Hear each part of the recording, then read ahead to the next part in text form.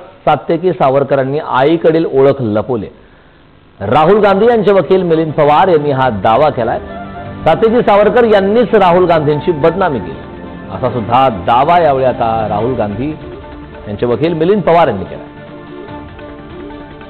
त्यासोबत स्वतः ॲडव्होकेट मिलिंद पवार आहेत। सर, नेमकं सात्यकी सावरकर आणि गोडसे कुटुंबियाचा काय संबंध आहे, काय तुम्ही अर्जामध्ये दावा केला?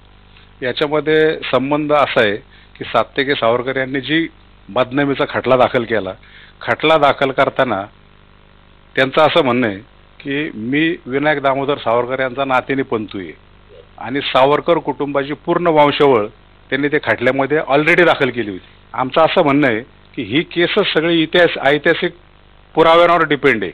एक न्यायालयासमोर आमचा अर्ज मंजूर झाला आहे आणि म्हणून हे सगळं कोर्टासमोर नैसर्गिक न्यायतत्वाला धरून येणं गरजेचं आहे। कोर्ट म्हणलं बेलेबल ऑफेन्स आहे, त्यामुळे आम्ही अशा केसमध्ये कुठल्याही प्रकारची कंडिशन टाकू शकत नाही।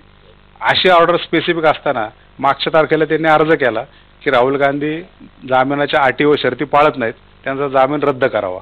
हा अर्ज केल्यानंतर पूर्ण देशभर त्याच्या बातम्या गेल्या आणि म्हणून मी काल अर्ज केला की खोटे अर्ज करून हेच राहुल गांधीची बदनामी करतात, म्हणून यांच्यावर बदनामीचा खटला दाखल करावा।